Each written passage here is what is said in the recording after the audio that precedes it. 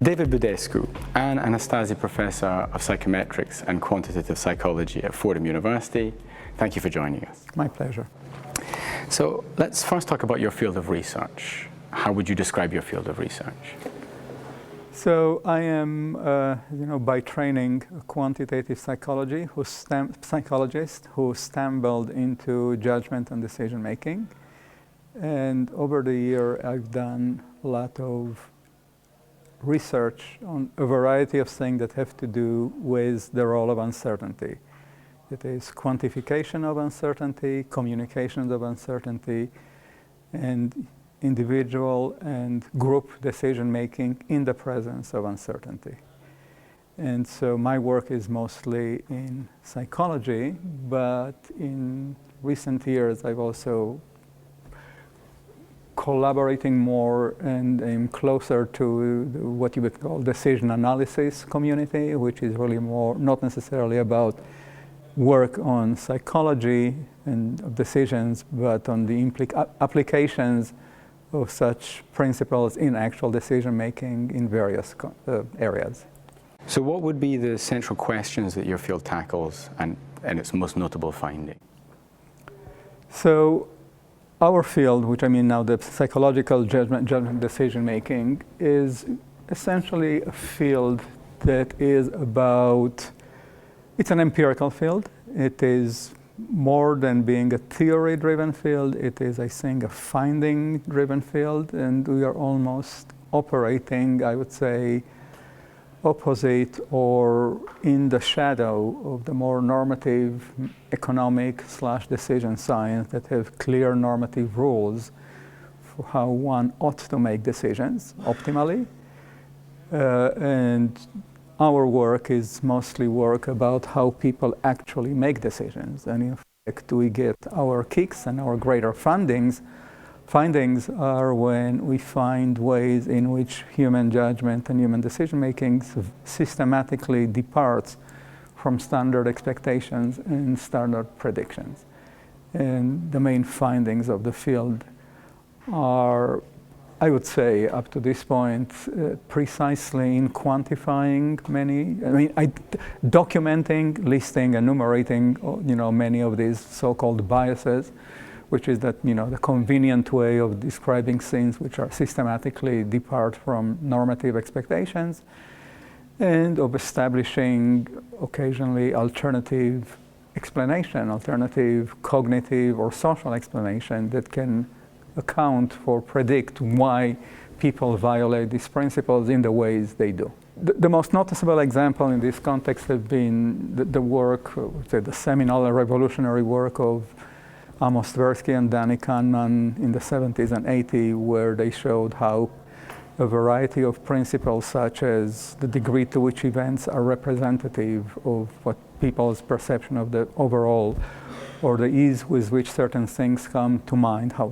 available they are, or how sometimes purely random, but anchor points that people are given affect people's judgment in the sense that they are sensitive to how representative an event is, but they may not reflect, their judgments may not necessarily reflect the statistical principle that govern or that describe uncertainty. So, people may not recognize, for example, that, if you expect that half the babies that are born, in a hospital on any given time period, approximately half should be boys and girls, that are extremely unlikely events. A higher, 75% of one and 25% of the others is much more likely to occur in a small hospital rather than a very, very large hospital. But that doesn't affect people's natural judgments because, they are really much more driven by the degree to which they think of the general class of which this represents. Another idea is this notion of, which is similar is work that also I've been working on, is what it is that people perceive or understand as being random. And so, in fact, so people's perception of randomness and judgments of what is and what is not random or when people ask people to generate random sequences, they are likely to generate sequences that have too many alterations and too few short runs. Because something is to be random. In general, globally, you should come across occasional, unlikely but rare sequences of things that repeat themselves all the time, but it's not perceived as being representative, and people unlikely to recognize those. Yeah. So these are just a couple of examples about judgments of uncertainty. How some of these things are reflected in decisions is facts, for example, that not all uncertainties are treated equally, and so, for example, people value more reductions. I mean, assuming that you want to reduce uncertainty to make decision easier, people's perception is that it's much more valuable, and they're willing to pay more to move from a state of almost certainty to complete certainty. So, then to make a similar change in probability, but near the center of the scale. Changing from 0.5 to 6 is not perceived as valuable as changing from 0.9 to 1. Yeah, so these are some examples. Yeah. Let's now turn to the normative question. You emphasize that your discipline doesn't treat this normative question straight on. Yes. But do you nevertheless think that your field will have anything to contribute, makes any assumptions on this issue, could provide any insights that could help decision making?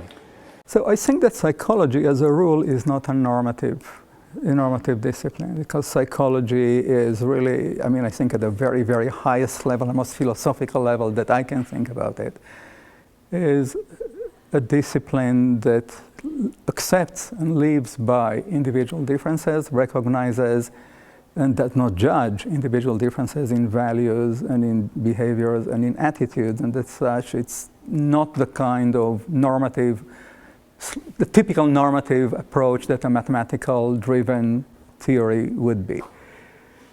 In the context of decision making, I think that if you go by the assumption that normative models are based on axioms, and if you take the view that these axioms are purely arbitrary. So, as I said, psychology is not, I think, at the highest philosophical level, a normative field.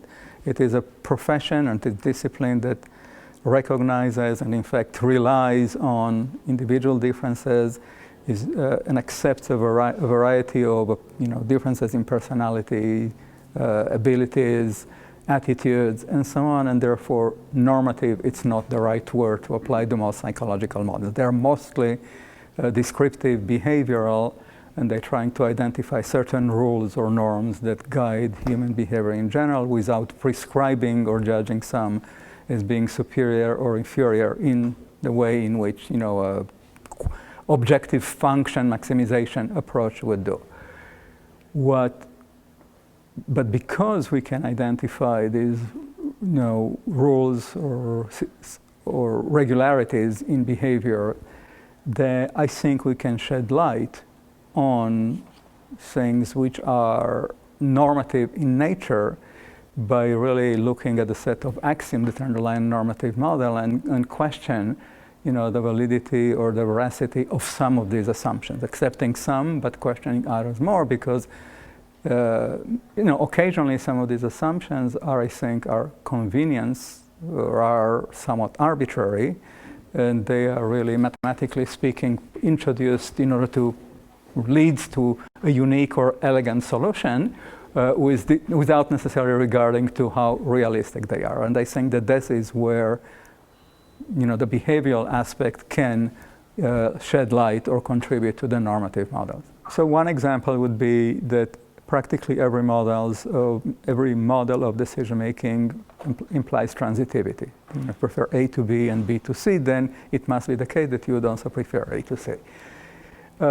Having shown in a variety of studies that in certain circumstances transitivity can be violated systematically by individuals, opened the door and kind of prompted people to rethink this and not to reject transitivity, but to think whether there are normative models that can be developed in which transitivity is not necessary. It's not a necessary condition. When it comes to probability, you assume, that's another example, so you basically assume that probabilities are additive, so complementary events must have probability add up to 1. Again, since people's judgment doesn't necessarily always reflect that, there's a point on thinking of models a la Dempster-Schaeffer in which probabilities may not necessarily be additive, in the sense that people may reserve some space or room for uncertainty, which not be a result. I'm not saying necessarily that this causes rethinking of all the major model and the norms, but that it points the normative people in the direction of rethinking some rigid assumptions that by recognizing that they are not indispensable. Okay, thank you. So we've talked about what your field has to say on the normative issue, but I'd like to get an idea now of your view on the sorts of things we've been talking about, on severe uncertainty and how it can or should be dealt with in decision. So what is your view on these sorts of normative issues, and particularly on the field's kind of position with respect to them? Well, I mean, I think that I'm totally in agreement with the field, or at least the way I see the field. This may be simply my view, and others may disagree. I mean, I think that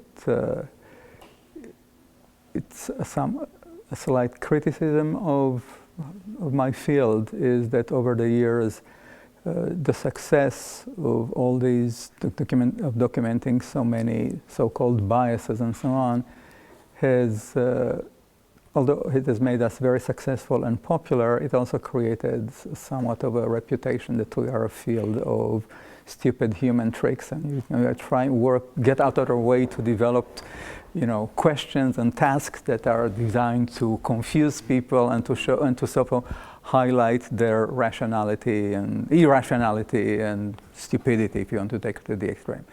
And I think that my view has been that maybe some people in the field have pushed too hard and too far in this direction, whereas I'm seeing this illustration as very valuable, but not necessarily into showing how people are irrational, but rather to think of them as a way of delineating the boundaries of where we are rational and what are the circumstances, rare as they may be, where we go, beyond the boundaries and engage in things which are less rational.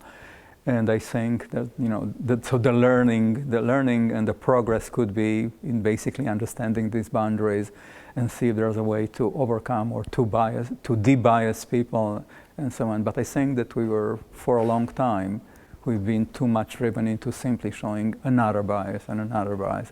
But I think that this is now behind us. There was a period where this was very, very prevalent, but that's it, yeah. So let's talk about the value of finding that boundary.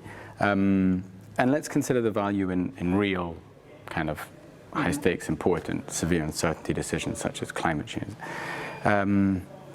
Suppose, for example, that you were asked by a policymaker for some advice, some general advice on what they should keep in mind when they're taking such decisions. Say you have their ear for 5 minutes. What sort of messages would be the important ones to get across? So this may not follow directly from our previous conversation, but I think that, so another area that I'm interested in is actually communicating uncertainty and dealing with uncertainty. And I think that kind of most of the messages that I have would be related to that. And so there's this perception that people deeply dislike uncertainty, and that they would go out of their way to avoid it. which is true to some degree, but it is not a universal truth. And in fact, because of this perception, there's this tendency to try to give precise description, precise estimates, precise messages. And I think although I can understand the value and the appeal, that's also important to understand that these people are willing to accept, and they can benefit from understanding, the imprecision of the estimates that they are being told. I think that feeding people precision in cases which are highly uncertain is confusing, is potentially misleading, because if something has a probability of 80%, then it will only happen in 4 out of 5 cases, and the one of 5 cases where the event does not materialize can be very harmful in terms of affecting the trust that one has in the source. And I think that important messages are for policymakers in communicating with the public is that they should be as precise as possible, but not to overstep these limits, and to try to describe precisely the level of certainty and uncertainty. The other one is that you need to communicate in a language which is the language that is acceptable, it's natural, and it is understood well by all. And a third one, I would say, is that people need to understand, and that's probably the most difficult thing I found over the years of probability and uncertainty, understanding the limits of expertise and the limits on reduction of uncertainty. If you get the best model or the best experts to help you or to guide you, you will not eliminate uncertainty. You can reduce uncertainty up to a point, and the right way to judge the quality of these things is not to say that it was not predictable, because by definition, stochastic events are not predictable at the individual level. And I think that is getting people a sense of how much you can learn from getting more data, more information, more models, and creating, I would say, realistic expectations about reduction of uncertainty is probably an important message that people need to work on. Okay, thank you.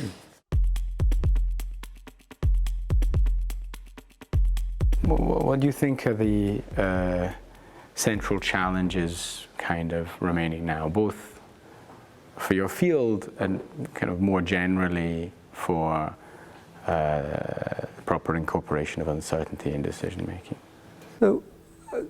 So I think that there are now, I don't know if I can prioritize and say this is the most important, give you 1 or 2 things that come to mind and I can think of easily. So, because I've collaborated and worked in recent years with people who work in climate change, with climate scientists, I've come away really, being totally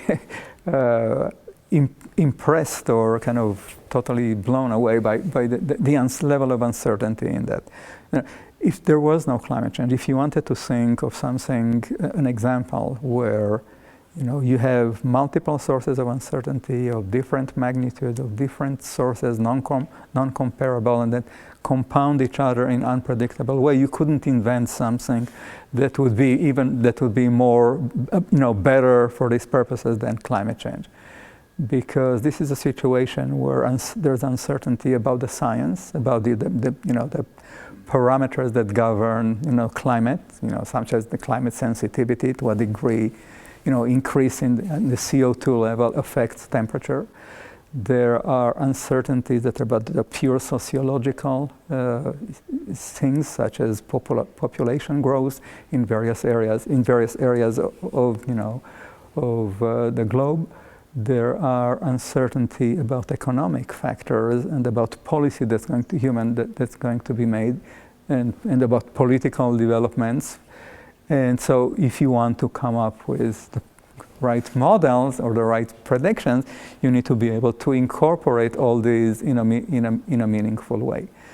And I think that a secondary component in this equation is that the various disciplines that deal with this have traditionally different ways of thinking about how to deal with uncertainty and so on.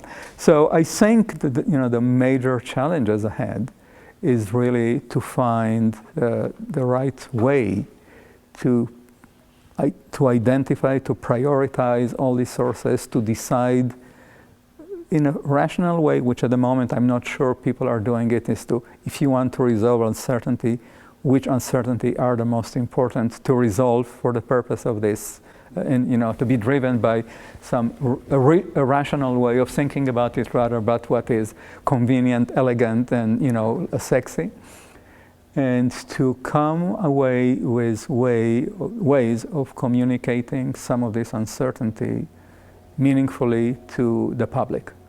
And yeah, so this is a major issue. I think the interdisciplinary component is necessary, and I think there's a beginning of that. So I think, again, if we talk about climate change, so the IPCC has recognized this to some degree, not perfectly, but they have developed these ways of making people in all the working groups trying to describe uncertainty and quantify it and communicate it in similar ways. I was last year at a preparation meeting for the IPCC 6 at Oslo, and I think that the one thing I heard again and again and again from everyone who was talking there, how important it is that all groups and all chapters and so on would involve experts in communication and in psychology and so on, not only at the very end and to pay lip service, but rather from the very beginning that this needs to be an integral part of doing business. And so I think this is something that will be a real challenge. And speaking about the frustration of the social scientists is that when the social scientists tend to interact with real hard scientists, we are often really not taken seriously, because many of the things that we say seem to me, well, everyone knows that and everyone can do that.